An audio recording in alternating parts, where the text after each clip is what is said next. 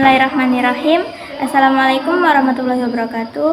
Alhamdulillahirabbil alamin wa bihi nasta'in wa ala umurid dunya waddin wa ala alihi wa sahbihi ajmain. Amma ba'du. Saya Asko Malasari, mahasiswa program studi PGMI Fakultas Tarbiyah Institut Al-Ma'arif Waikanan, ingin menjabarkan tentang konsep dasar perencanaan pendidikan Islam. Bagaimana penjabarannya? Mari simak video ini. Pengertian perencanaan. Perencanaan dapat diartikan sebagai proses penyusunan berbagai keputusan yang akan dilaksanakan pada masa yang akan datang. Untuk mencapai tujuan yang telah ditetapkan, perencanaan pendidikan Islam bisa merujuk kepada konsep takdir. Sebagai seorang muslim yang mempunyai Al-Quran sebagai kitab petunjuk, kita dapat mencontoh konsep takdir sebagai konsep perencanaan pendidikan. Pengadopsian konsep takdir dalam perencanaan pendidikan dapat dilihat dari segi waktu. Takdir azali. Takdir azali disebut juga dengan takdir umum, adalah takdir yang meliputi segala sesuatu yang telah ditulis tahun yang lalu. Di dalam dunia perencanaan, jenis takdir ini bisa disebut sebagai rencana jangka panjang atau policy planning. Rencana jenis ini belum terperinci dan masih bersifat umum. Sifatnya adalah menentukan tujuan utama atau pokok-pokok. Tujuan perencanaan pendidikan Islam dapat disimpulkan bahwa fungsi perencanaan pendidikan adalah sebagai berikut.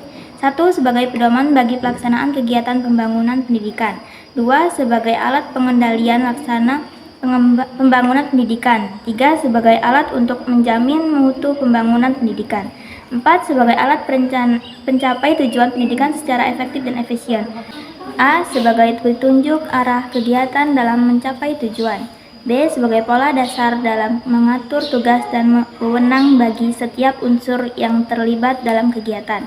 C. Sebagai pedoman kerja bagi setiap unsur, baik unsur guru maupun unsur murid, pada lembaga pendidikan.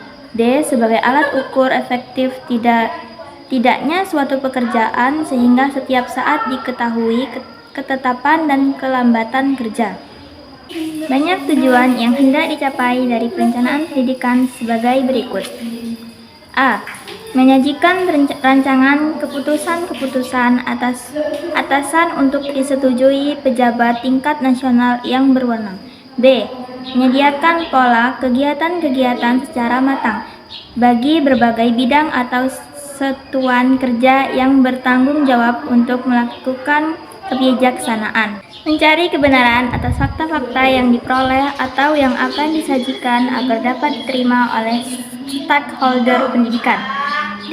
Menentukan tindakan-tindakan yang akan dilakukan dan diorientasikan pada masa depan. Meyakinkan secara logis dan rasional kepada stakeholder pendidikan terhadap pendidikan. Sekian presentasi dari saya, kurang lebihnya saya mohon maaf. Saya akhiri. Wassalamualaikum warahmatullahi wabarakatuh.